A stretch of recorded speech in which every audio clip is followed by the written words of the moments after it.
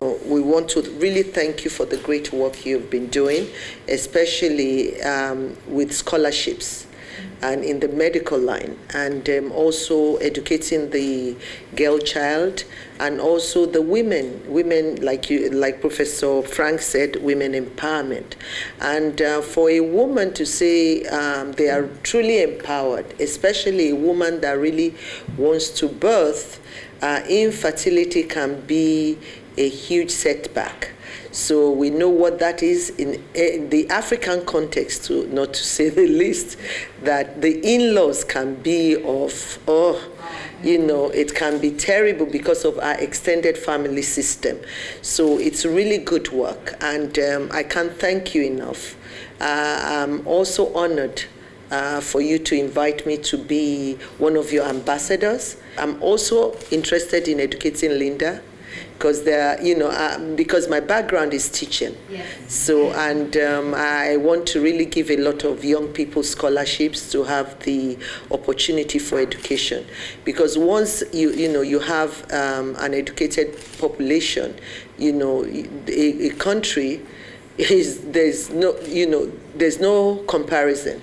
The country grows in leaps and bounds, because no matter what we achieve, if this legacy is handed over to an uneducated generation, I think that's the most terrible disaster that it will be in the making. To this visit, because Nigeria is, for the Merck Group, a very important country. We've got an office on the commercial side in Lagos, but I would like to elaborate a bit how it came to setting up the Merck Foundation. It was set up in the basic idea in 2012. I was initiating it in those days when I was still the chairman of the commercial operation, and simply for the reason because my very personal love for Africa has been since my honeymoon many, many years ago. Look at me, I'm quite old now. It was in '72, actually.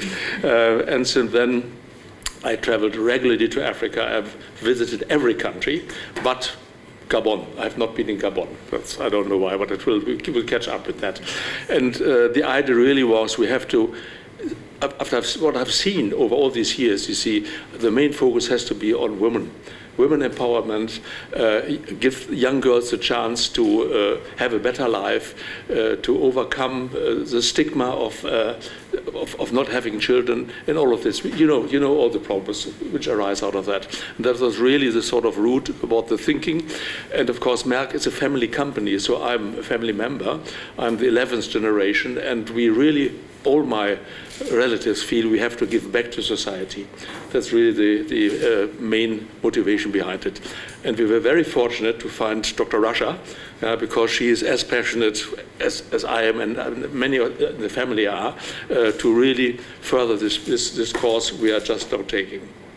And looking at your CV, your personal CV, of course I've done it before we came, and I must say it's dovetailing what you have done already and what we want to do and achieve even more. And it's fantastic that you joined, that you could have now a joint force to forward all these deeds also in Nigeria. I think we have done quite a lot already, training doctors and so on.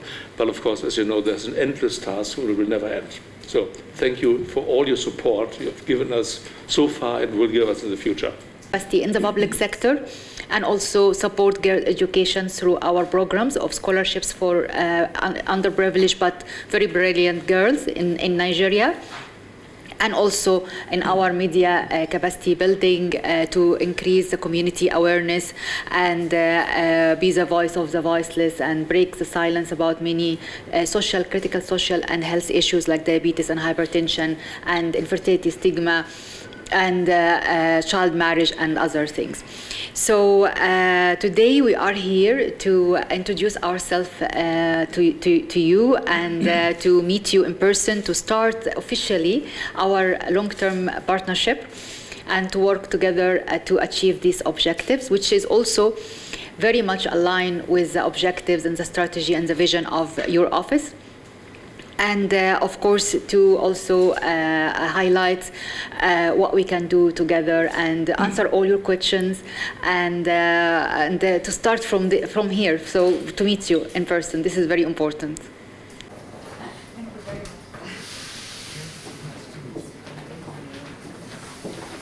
Thank you. Can we please have other members of the team join Her Excellency for the...